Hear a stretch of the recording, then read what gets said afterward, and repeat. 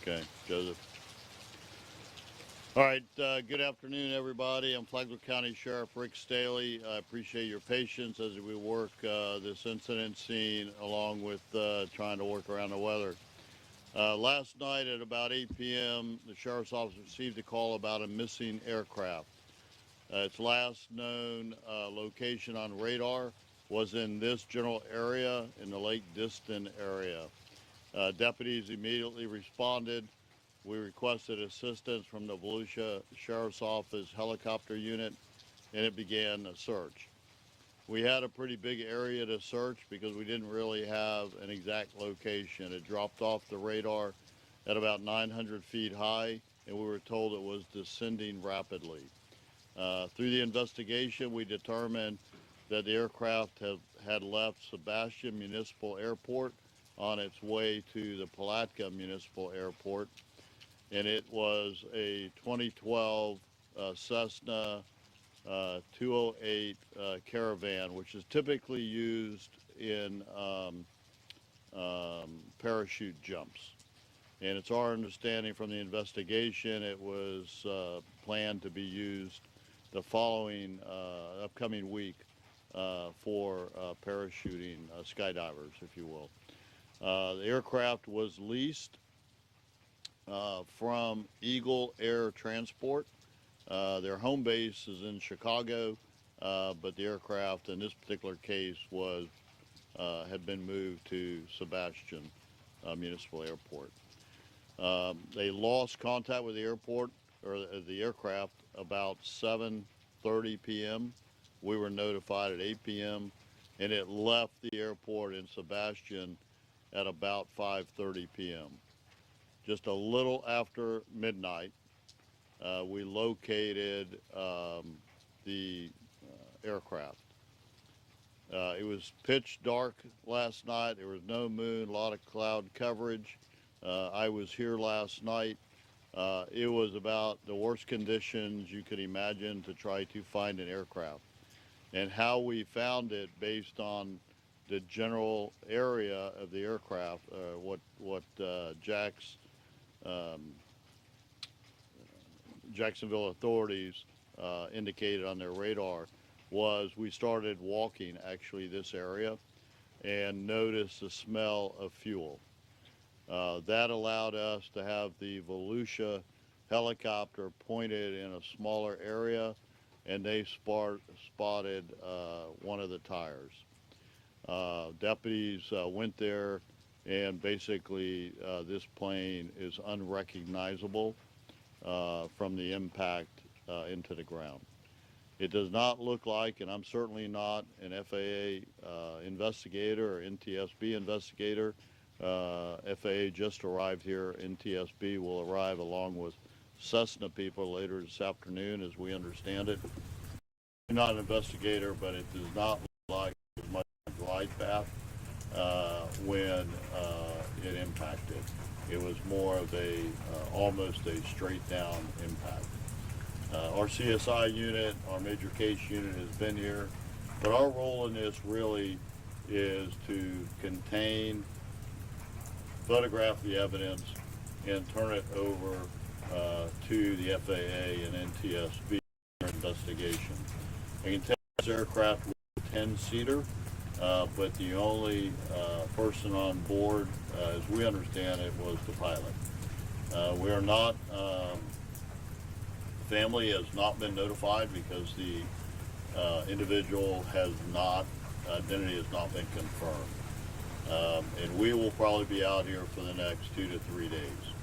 As you can see where the lights are behind me is our internal staging area, and where the aircraft actually went down is about another 800 feet into some dense wooded area. Our emergency response team was activated to try to clear a path so we could get to the aircraft. I would describe this as a recovery mission at this point, and it's going to take some time to do that. Be glad to take any questions. I covered it all. Yeah, you did a good job of covering everything. My only question was going to be about how many people were on board, but you answered that. I would say that after it dropped off the radar, the air traffic controller did try to raise the aircraft. There was no contact. We had been given a phone number for who we believe was the pilot. It had no contact there either.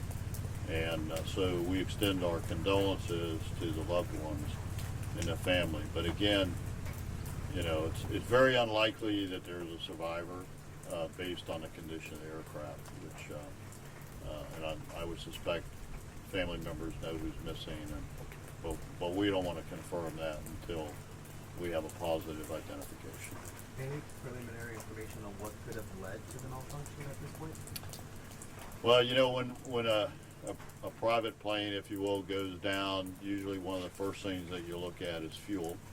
But we know, and I was back there a little while ago, there was plenty of fuel on board based on the smell.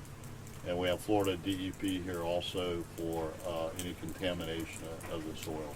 So we know it had fuel. We were told that it filled up to the max fuel before it left Sebastian. It's been a mechanical issue. That's really up to the FAA and NTSB to determine. And as you know, those investigations take months.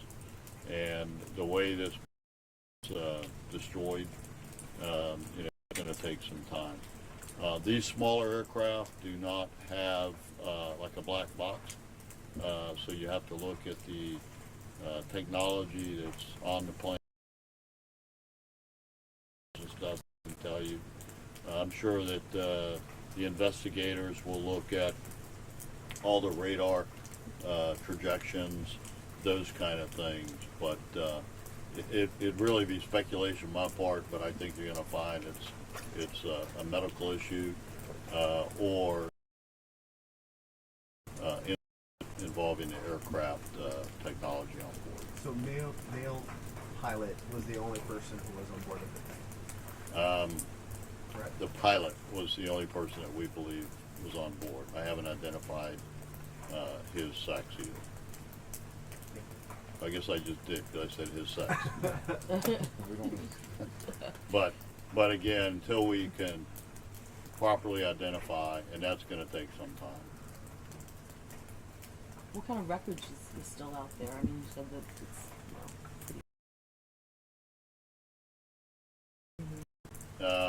That's fairly significant, but our public affairs office does have photos that he is going to send to you when we're done here. Two of those photos that you'll see was from last night when we first found the wreckage, and two from today when we had sunlight. Basically the same photos, but you just see the conditions where this craft went down.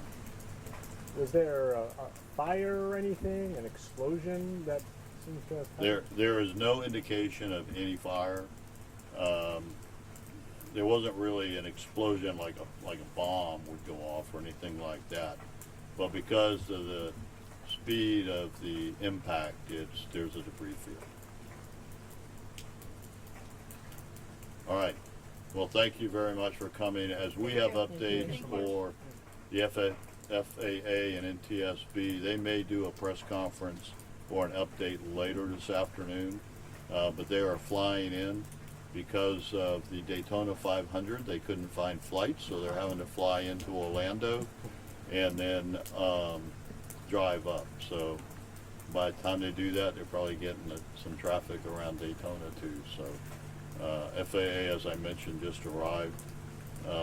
They're surveying it, but I don't think this is the lead investigator that arrived to back up. All right, thank you. thank you. Thank you.